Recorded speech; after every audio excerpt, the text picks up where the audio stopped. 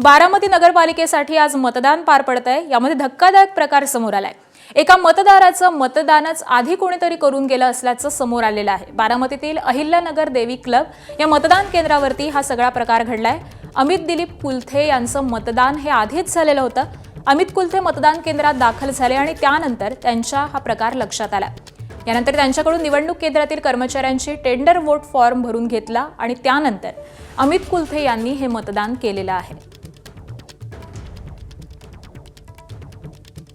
तर बारामतीमधला हा सगळा प्रकार आहे। सकाळी मतदान आल्यावर ते म्हणले तुमचं मतदान झाले म्हणले, परत तुम्ही फॉर्म भरून द्या, परत मतदान घेतलं। फॉर्म भरून दिल्या मतदान घेतलं का तुमचं?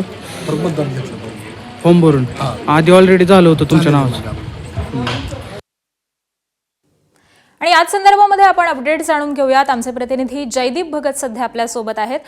जयदीप, खरं तर अतिशय धक्कादायक असा हा प्रकार आहे। या व्यक्तींचं मतदान हे आधीच करून घेतलेलं होतं। संपूर्ण नेमका प्रकार काय घडलाय आणि आता तपास कशा अँगलने सुरू आहे?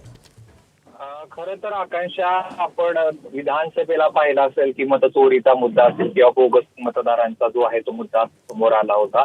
त्यानंतर बारामतीमध्ये ज्यावेळेस अमित कुलथे मतदानासाठी गेले त्यावेळेस त्यांना सांगण्यात आलं की तुमचं मतदान ऑलरेडी कुणीतरी केलेलं आहे। त्यानंतर निवडणूक आयोगातील कर्मचाऱ्यांनी त्यांचा टेंडर वोट फॉर्म भरून घेतला आणि पुन्हा एकदा त्यांना मतदान करण्याची जी आहे ती संधी दिली। मात्र जरी त्यांनी मतदान केलं असतं तरी ज्या व्यक्तीनं आधी मतदान केलेलं आहे त्याचं काय होणार हे खरंच महत्वाचं असणार आहे। खरं तर अशा पद्धतीनं मतदान इथंच झाले का आणखी कुठं झाले अशा प्रकारचं, खरं तर कुलते समोर आले म्हणून हे समोर आलं। मात्र अशा प्रकारचं आणखी कुठे काही झालंय का हे पाहणं महत्वाचं असणार आहे। खरं तर अशा पद्धतीनं मतदान करणं किती संयुक्त काय आहे, खरं तर कशा पद्धतीने केलं, कोणी केलं याचा तपास जी होण्याची जी आहे ती मागणी केली जाते। आता नेमकं पुढे असं काय होतं हे पाहणं महत्वाचं असणार आहे। मात्र जो प्रकार घडलेला आहे तो धक्कादायक आहे।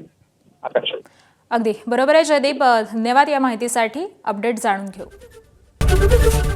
एबीपी माझा, उघडा डोळे बघा नीट।